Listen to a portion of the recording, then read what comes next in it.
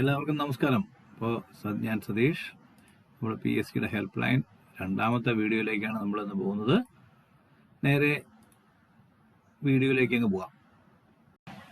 നമുക്കിപ്പോൾ ക്വസ്റ്റ്യനിലേക്ക് അങ്ങ് പോകാം. ഫസ്റ്റ് ക്വസ്റ്റ്യൻ എന്നുള്ള what is the minimum and maximum value of resistor with 4 colour bands red, violet, orange and gold respectively.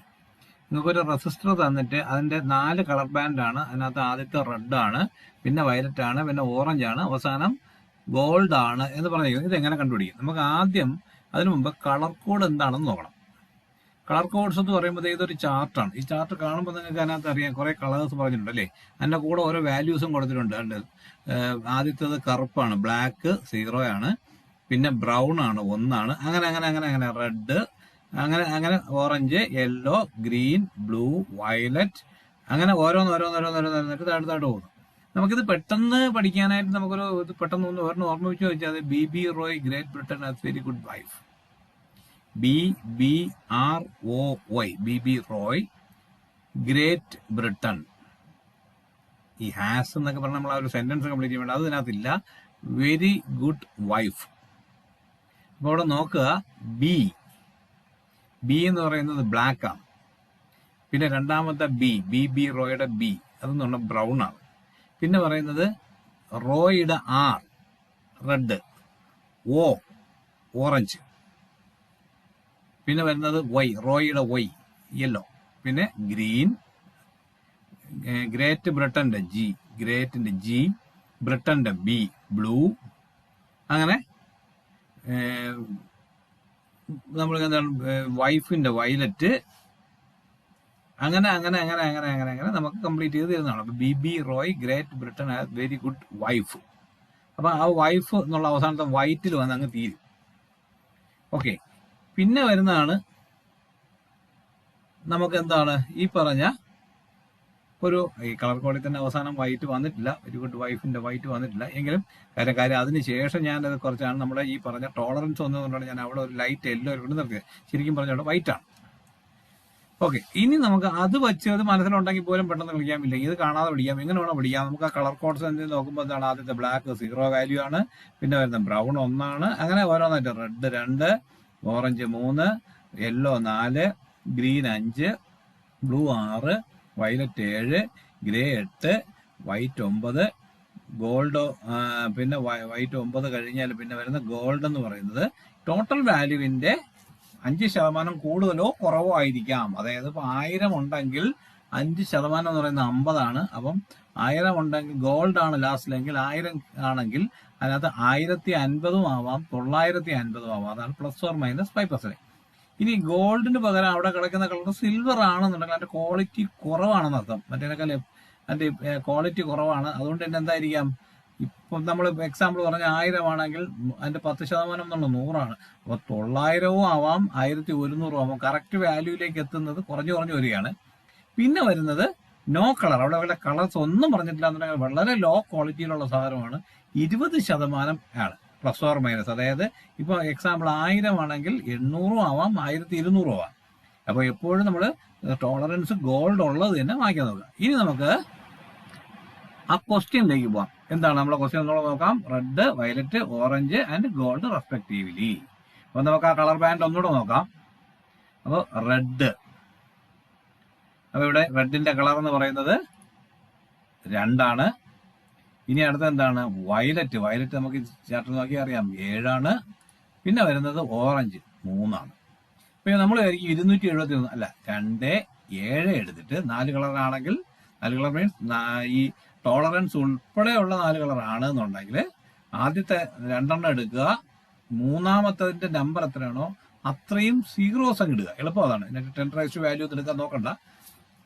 ഇതിനെക്കാളും നല്ലത് ഏതാണോ നമ്പർ. ഇപ്പൊ 3 ആണെങ്കിൽ 3 0, ഇനി 2 ആണെങ്കിൽ 2 0, 5 ആണെങ്കിൽ 5 0, അങ്ങനെ. അപ്പൊ ഇവിടെ അങ്ങനെയാണെങ്കിൽ 2, 7, പിന്നെ 3 0. പിന്നെ ഇവിടെ വന്ന ഗോൾഡിന്റെ ആണ്. ഗോൾഡ് എന്ന് പറയുമ്പോൾ ±5%. അപ്പൊ നമുക്കിവിടെ ഫസ്റ്റ് 2 വാല്യൂസ് 27, ദെൻ അതിന്റെ 3 സീറോസ് കൂടെ ആഡ് ചെയ്യുക. അപ്പം 27000, 27,000 ഓം, അതായത് 27 കിലോ ഓം ആണ്. ഇനി ഈ 27,000ന്റെ 27,000ന്റെ ഗോൾഡ് ആയതുകൊണ്ട് 5% ടോളറൻസ് എടുക്കുമ്പോൾ എങ്ങനെയാ കിട്ടുക നോക്കാം. നമുക്ക് 1350 കിട്ടും. അപ്പോൾ ശരിക്കും പറഞ്ഞാൽ ഈ റെസിസ്റ്റർ നോർമിനൽ വാല്യൂല് 28,350 മുതൽ, അതായത് പ്ലസ്, ഇനി 25,650 ഓം വരെ ആകാം എന്നാണ്. അപ്പൊ ഇത് നമുക്ക് മനസ്സിലാക്കാം. അപ്പൊ അതിന്റെ വാല്യൂ ഇങ്ങനെ ഒരു ഇതായിരിക്കും തന്നിരിക്കുന്നത്. അപ്പൊ അതിൽ നിന്ന് അത് നോക്കി തന്നെ സെലക്ട് ചെയ്യുക. ആദ്യം വാല്യൂസ് എടുക്കുക, അതിനുശേഷം അതിന്റെ ടോളറൻസ് ഏതാണെന്ന് നോക്കുക. ആ ടോളറൻസ് കൂട്ടുകയും കുറയ്ക്കുകയും ചെയ്യുമ്പോൾ കിട്ടുന്ന വാല്യൂസ് ഇതിനകത്ത് നമ്മൾ തന്നിരിക്കുന്ന ക്വസ്റ്റ്യനിൽ തന്നിരിക്കുന്ന ഓപ്ഷനിൽ ഏതാണെന്ന് നോക്കുക. ഓക്കെ, വേണമെങ്കിൽ നമുക്ക് അതിനെ 1000 കൊണ്ട് ഡിവൈഡ് ചെയ്തിട്ട് ഈ പറഞ്ഞതുപോലെ ചിലപ്പോൾ ഇങ്ങനെ ആയിരിക്കും തന്നിരിക്കുക. അപ്പൊ അങ്ങനെയാണെങ്കിൽ നമുക്ക് ചെയ്യാം. ഇനി what precautions are to be taken before starting a DC series motor. ഒരു DC സീരീസ് മോട്ടോർ സ്റ്റാർട്ട് ചെയ്യുമ്പോൾ നമ്മൾ ശ്രദ്ധിക്കേണ്ട കാര്യങ്ങൾ എന്തൊക്കെ? അപ്പോൾ നമുക്ക് ആദ്യം ചെയ്യേണ്ട എന്താണ്? ഒരു മിനിമം ലോഡ് ആ മോട്ടറിൽ അപ്ലൈ ചെയ്തുകൊണ്ട്, കാര്യം സ്റ്റാർട്ടിംഗ് ടോർക്ക് ഹൈ ആണ്, എടുത്തടിച്ച് തെറിച്ച് പോകാനുള്ള സാധ്യതയുണ്ട്.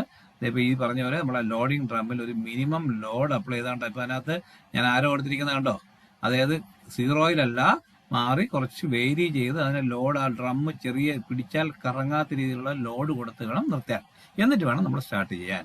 ഇനി രണ്ടാമത്തെ എന്താണെന്ന് നോക്കാം. പടം കണ്ടപ്പോൾ തന്നെ ഏകദേശം ഒരു ഐഡിയ കിട്ടി കാണും. എന്താണ്? ലൂസ് കോണ്ടാക്ട്സ് ഒന്നും ഇതിൽ വരരുത്. കാര്യം ഹൈ കറണ്ട് ആണ് ഇത് സ്റ്റാർട്ട് ചെയ്യുമ്പോൾ ഉണ്ടാവുന്നത്.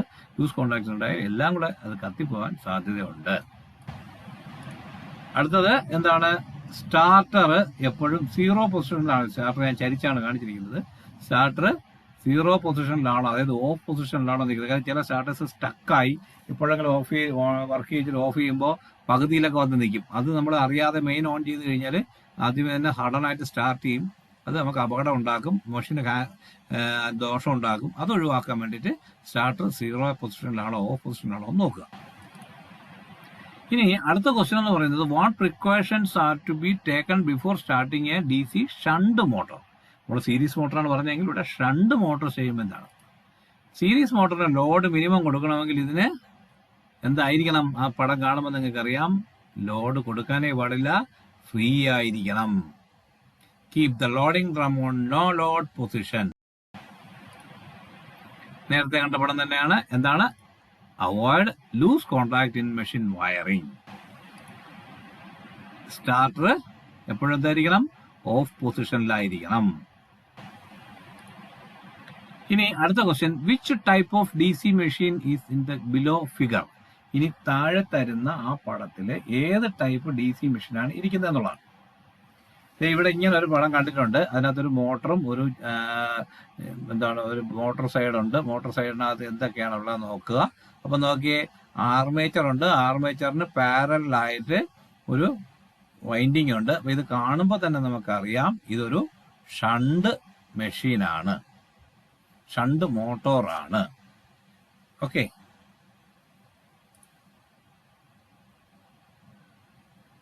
പിന്നെ ഈ DC മെഷീൻസ് എന്ന് പറയുന്നത് ജനറലായിട്ട് 3 ടൈപ്പ് ഉണ്ട് അല്ലെ. അപ്പൊ ഇതിനകത്ത് അതിന്റെ വൈൻഡിങ്ങിനനുസരിച്ചാണ് അതിനെ ക്ലാസിഫൈ ചെയ്തിരിക്കുന്നത്. ഏതൊക്കെയാ? ഒന്ന് നമ്മൾ ആദ്യം കണ്ടു, സീരീസ് മെഷീൻ എന്ന് പറഞ്ഞാൽ ആർമേച്ചറിന് സീരീസ് ആയിട്ട് ഒരു ചെറിയ വൈൻഡിങ് മാത്രമേ ഉള്ളൂ, ഹൈ സ്റ്റാർട്ടിംഗ് ടോർക്കാണ്. പടം കാണുമ്പോൾ അറിയാം, ആർമേച്ചറിന് സീരീസ് ആയിട്ട് S1S2 എന്ന് പറയുന്ന ഒരു സീരീസ് ഫീൽഡ് വൈൻഡിങ് മാത്രമേ ഉള്ളൂ. ഇനി അതിന്റെ പാർട്സ് എങ്ങനെ?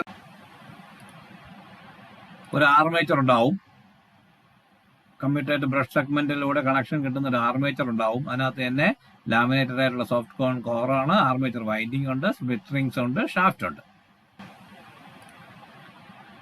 പിന്നെ അതിനകത്ത് എന്താണ്? ആർമേച്ചർ സെറ്റിന്റെ നമ്മൾ സെറ്റ് ചെയ്യുമ്പോൾ തന്നെ ഫ്രെയിം അല്ലെങ്കിൽ ബോഡി അല്ലെങ്കിൽ യോക്ക് ഉണ്ട്.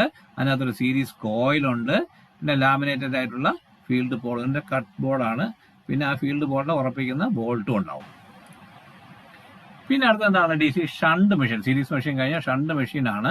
അപ്പൊ അതിനകത്ത് നമ്മൾ നേരത്തെ കണ്ട, നമ്മൾ ആദ്യത്തെ ക്വസ്റ്റ്യനിൽ കണ്ട അതേ സാധനം തന്നെയാണ്. ഒരു ആർമേച്ചർ വൈൻഡിങ്, അതോടൊപ്പം തന്നെ ഒരു ആർമേച്ചർ വൈൻഡിങ്ങിന് പാരലായിട്ട് ISH RSH എന്ന് പറയുന്ന F1 F2 എന്ന് പറയുന്ന ഒരു പാരലായിട്ടുള്ള ഒരു വലിയ വൈൻഡിങ് അതുണ്ട്. ഇതിന്റെ സ്റ്റാർട്ടിംഗ് ടോർക്ക് സീരീസ് പോലെയല്ല, വളരെ കുറവാണ്. അതുകൊണ്ടാണ് നമ്മൾ നോ ലോഡിൽ ചെയ്യണമെന്ന്. അതിന്റെ പാർട്ടേഴ്സ് കണ്ടില്ലേ, stator, pole shoe, field winding, armature core, bearing, shaft, commutator, brush, armature winding, ഇതെല്ലാം അതിനകത്ത് ഉള്ളതാണ്. ഇനി അടുത്തത് DC കോമ്പൗണ്ട് മെഷീൻ. അത് കോമ്പൗണ്ട് എന്ന് പറയുമ്പോൾ തന്നെ നമുക്ക് ഓർമ്മിക്കുക സീരീസും ഷണ്ടും കൂടെ മിക്സ് ആയ ഒരു സാധനം. ഇവിടെ നോക്കിയാൽ അറിയാം, ഇതിനകത്തൊരു series RSC series winding, ISC IA ഉണ്ട്. പിന്നെ അതുപോലെ തന്നെ ISH RSH, അതായത് F1 F2 ഉണ്ട്. പിന്നെ നമ്മൾ ഈ പറഞ്ഞ പോലെ ആർമേച്ചറും ഉണ്ട് അല്ലെ. അപ്പൊ ഇത് ആർമേച്ചറിന്റെ സീരീസ് ആയിട്ട് ചെറിയ സീരീസ് വൈൻഡിങ്ങും, ഇത് രണ്ടിനും പാരലായിട്ട്, ഈ കോമ്പിനേഷന് പാരലായിട്ടൊരു പാരലൽ ഷണ്ട് വൈൻഡിങ്ങും ഉണ്ട്. ഇതിന്റെയും പാർട്സുകളുണ്ട്. പക്ഷെ എക്സ്ട്രാ ഉള്ളത് നമ്മൾ ആദ്യം കാണിച്ചിരിക്കുന്ന ഒരു സീരീസ് വൈൻഡിങ്ങും കൂടെ ഇതിനകത്ത് എക്സ്ട്രാ ഉണ്ട്. ആർമേച്ചറിന്റെ സീരീസ് ആയിട്ട് ബ്രഷ് വഴി കണക്ട് ചെയ്യുന്ന സീരീസ് വൈൻഡിങ് കൂടെ എക്സ്ട്രാ ഉണ്ടെന്നുള്ള മാത്രമാണ് ഇതിന്റെ പ്രത്യേകത. അപ്പോൾ വീഡിയോ നിങ്ങൾക്ക് ഉപകാരപ്പെട്ടു എന്ന് ഞാൻ കരുതിക്കോട്ടെ. മറ്റുള്ളവരിലേക്ക് ഷെയർ ചെയ്യുക, ലൈക്ക് ചെയ്യുക. വീണ്ടും അടുത്ത ഒരു ഹെൽപ്പ് ലൈൻ വീഡിയോയിലേക്ക് എത്തുന്നവരെ കാത്തിരിക്കുക. Thank you and good bye.